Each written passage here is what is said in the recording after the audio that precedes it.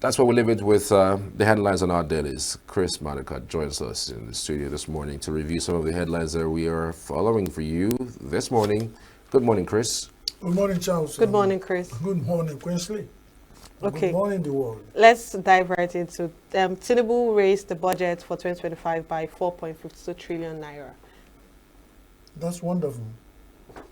But that's a budget padding. Well, whichever way the president at the point he operates, like the normal slang I always use, the view is clearer, so he knows why. But like you asked me, sincerely speaking from my heart, every issue about budget issues, padding, increase, adding for BOA and solid minerals, all those ones are just ceremonies. If Obi went to become a soldier and retired, you ask Obi, where is your boot? And Obi cannot show boot. There's no evidence that Obi was a soldier. At the point we have, there's nothing. Of course, the budget has not been passed, and that's delaying. 1 month has gone. We are a week into the new month, and life continues. So that tells you it's all ceremony. And it doesn't have any effect on the life of an average Nigerian, all this. If it has, nobody can feel it or see it. So it's infinitesimal. I don't know. It's so small. I don't know what they're doing. It's just padding figures, collecting figures, presenting and making a lot of ceremonies out of it. But at the end of it all, we are Nigerians. Mm-hmm. And not felt nothing. I don't know when we feel it. Is it when we're all dead? By now, we should be feeling the impact of government budget. Because this budget, why is it taking this government by surprise? They knew 2025 will come. They knew that it will present budget. Why are we presenting budget late hour? And this thing, the way it's carried with a haulage vehicle, we see where this thing is carried. Is it something somebody will read in 1 week of approval? That will tell you it's all ceremonies. And if you think you wanted thorough, you wanted to be smart, everybody to read that, then you should have presented it 4 months before time. By now, we should have started implementing the budget. So who is going to make up for the budget numbers within, and in that budget, January 2025 was part of it. February was part of it. Now February is going and the budget as you approved with ceremonies didn't cover it. So what are we spending? Apparently, I think he was saying in the reports, they said that more funds were made by the National Customs Commission, and then more funds were also made by FIRS, Federal Inland Revenue Service. Remember that FIRS just announced the amount they made.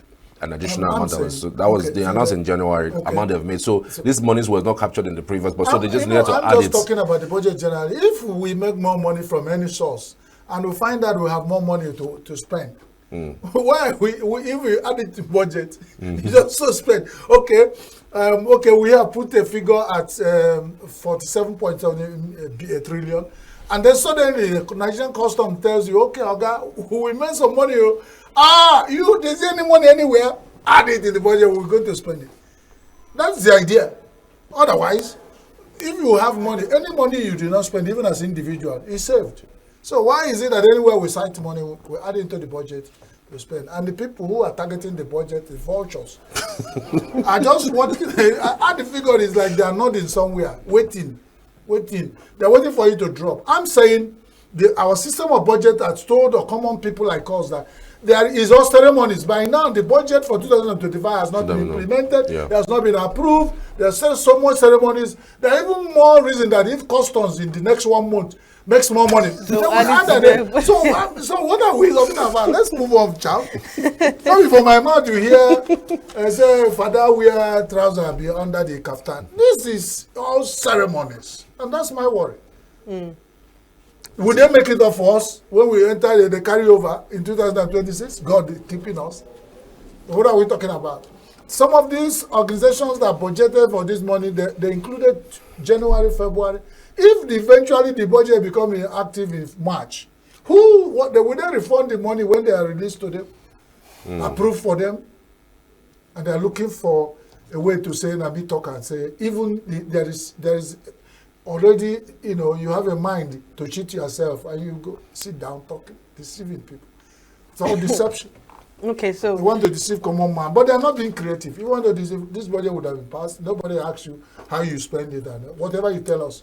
But the budget of 2025 is still in doldrum, going through addition and minus and the years are running.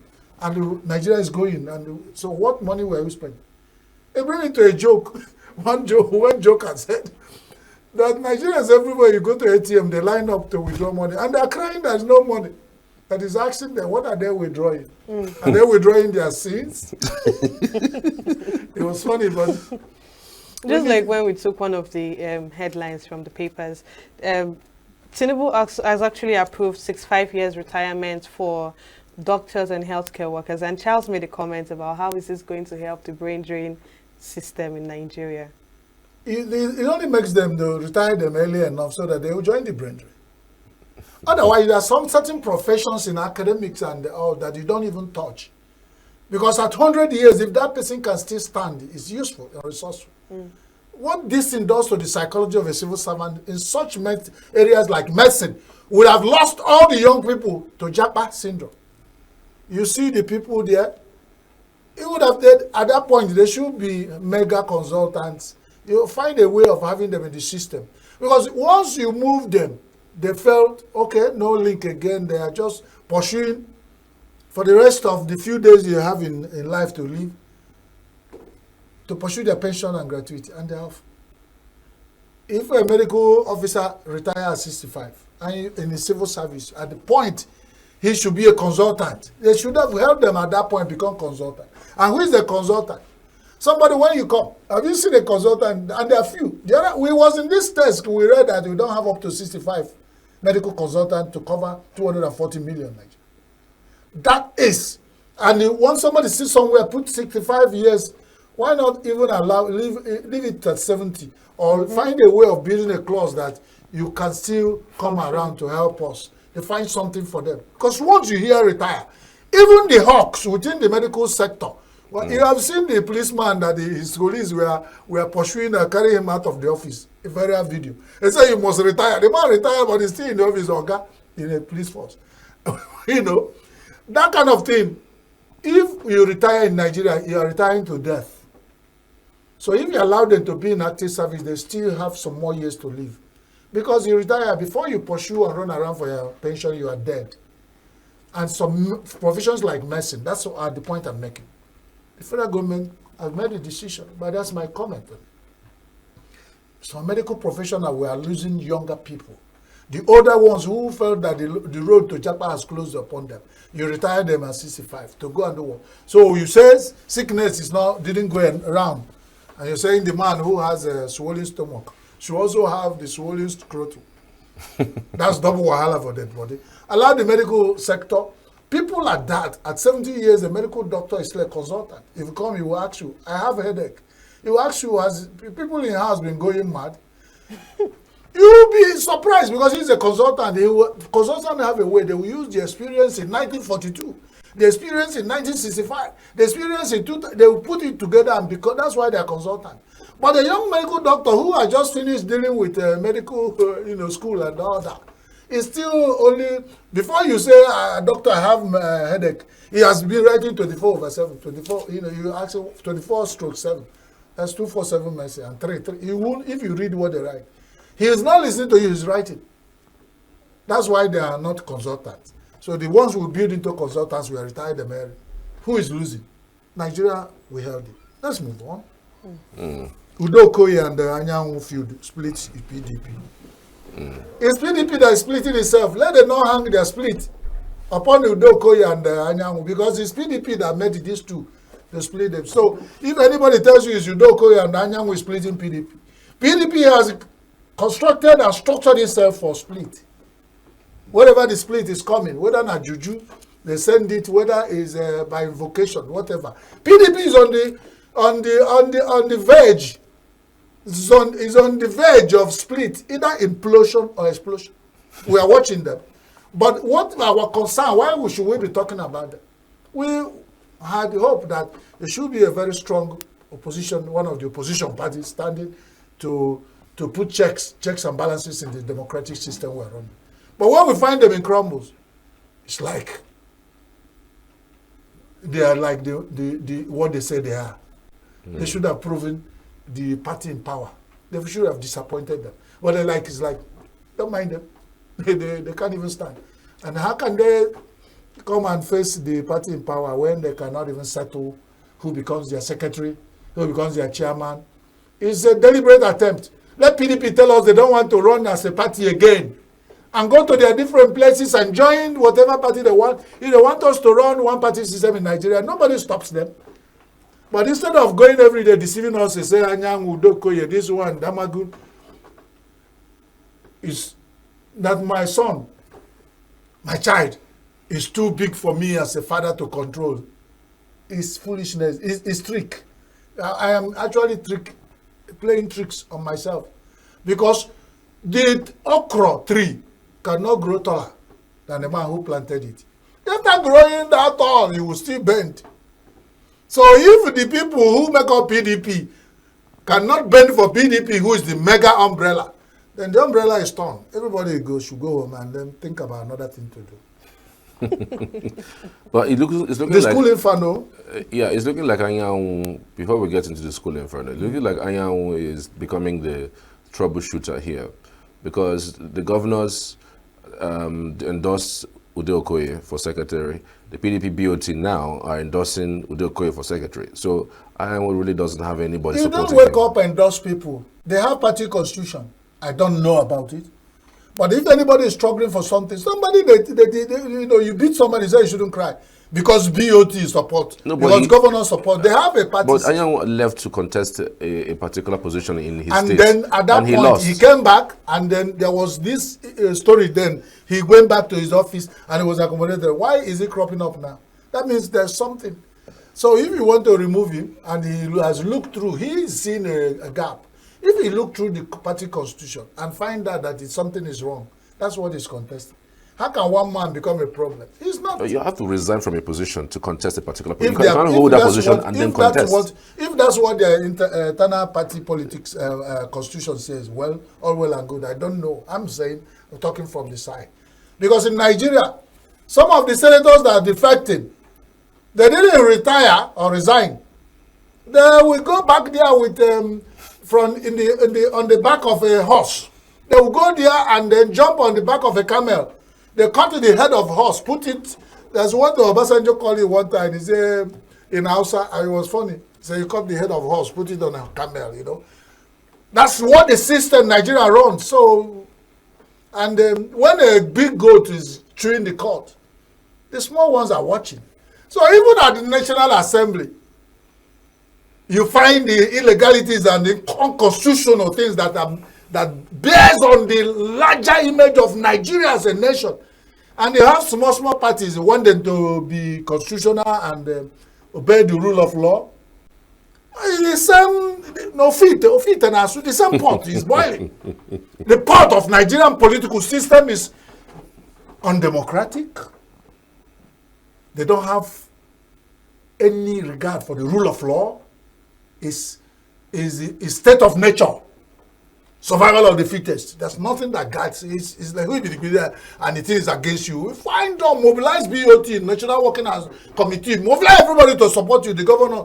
When has it become that it's governors that elect who becomes executive of the member? The delegates go there and elect. When you become a delegate of a party, you go there in their mega assembly and elect.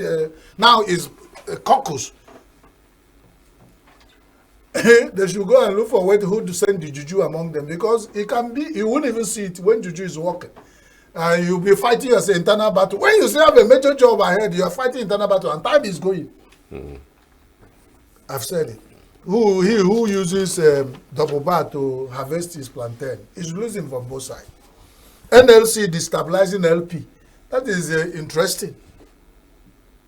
NLC has Nigerian nothing Labour to do with Congress. Labour Party. So how come that the Labour Party that they should be supporting to get to where the party, they should support LP when he bears the same ideology with them.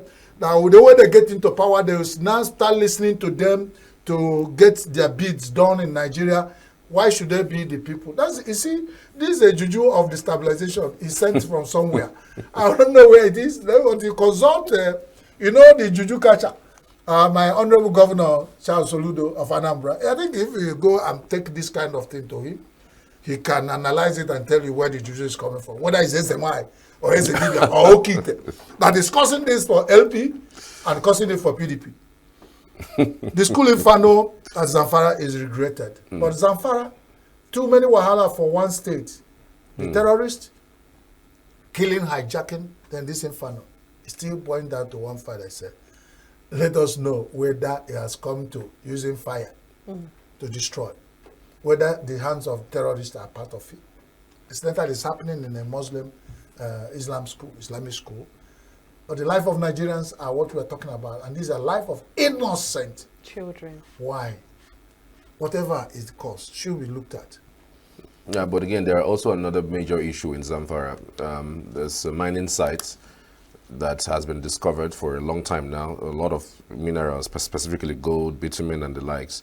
And the reason why there's a rise in terrorism in that state is because of the discovery of that mining site. People come in there and mine, and because people who come in there want to secure that place, the only way to do it is to just set fire there. Either you raise some small militia to scare away the villagers so that people would not come there anymore. And it's more like a way to annex that place so that whenever they come, they just come and mine terrorism, and go. banditry, and all manner of vices have been working against Nigeria for over 20 years. By now, the security agencies and the people who are looking through this and working to safeguard us may have that as part of the thing, but the idea is, what are they doing? Somebody raised the alarm the other day, a big politician, I don't know whether you want to knock heads. He said it's the retired generals that are in charge of mining minerals. And some of them kicked back. It might not be all, but it was a sweeping statement. So the ones who are not part, we are kicking back. What happened to the other? Because I know we have a retinue of retired generals. But the man fell short, which is made him a politician. He used to be an activist, so he turned a politician. He wasn't talking straight again. Because if you are saying that something is tasting like, if you say something tastes, you mention what it tastes like. This thing tastes like honey. Instead of leaving Nigerians in confusion, generals. So, and then when you talk about this, blood money has been a problem in Africa. If you had watched that documentary, in Ivory Coast and all those, smaller African countries where whatever is happening to us, you remember the story of Yenema Isainaka, the people. Some people sold their heart to the devil and they want money. By all means, they don't care how it is, whether it is by banditry, direct or indirect, because in Anambra State now find out Okite, SMI and the native doctor are indirect terrorists, which the governor is fighting. But the direct one that has been terrorizing people, but all of them are being linked together. Should be looked in by the security establishment to see how we can, because it's getting even worse. All right.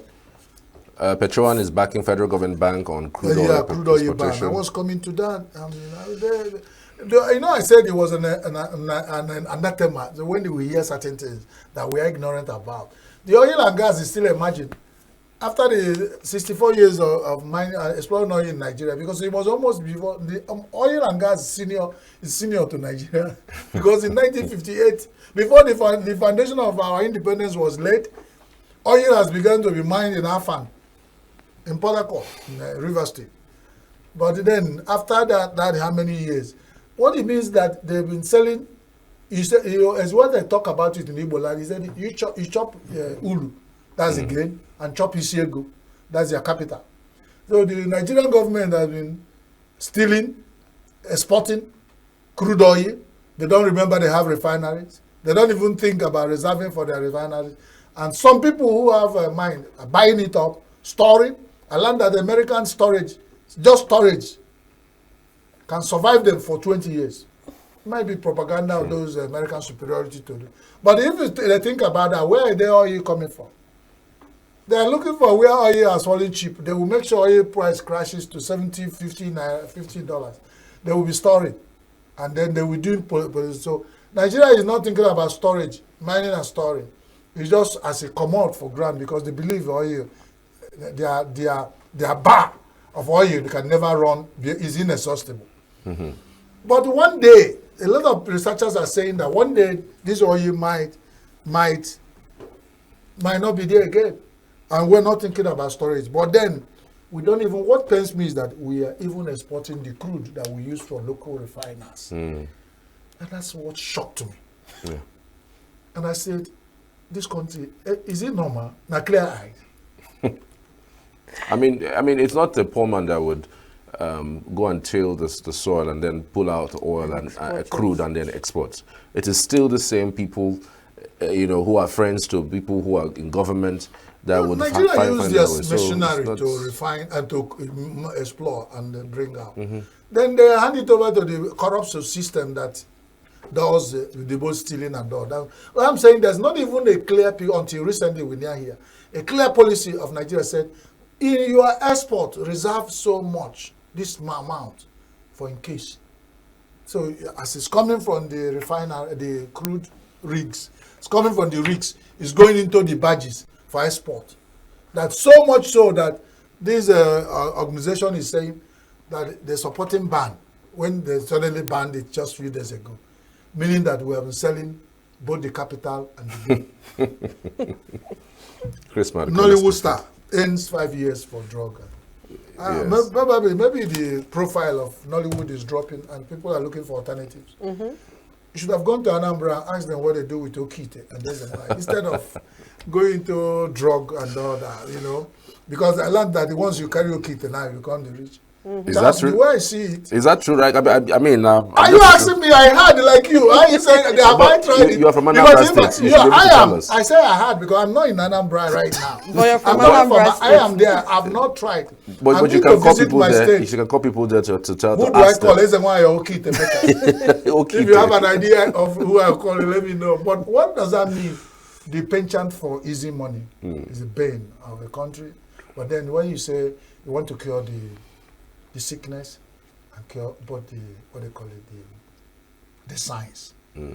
Something cost it. We have talked about it. Nigerians eating from the dustbin, hardship and hunger, this insincerity, corruption at the highest level in bed low and wickedness.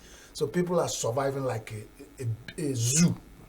Sorry to hear that word that been used by so many people somewhere, but it's like we're in big forest, wild forest where it's survival of the fittest. And Nigerians should stop at this time to say, is this true? If it's true, let us do something to save Nigeria. God bless Nigeria. Thank you so much. Thank you so much, Chris. We're headed for a short break. When we return, we'll switch gears for some interesting conversation this morning. Just stay with us.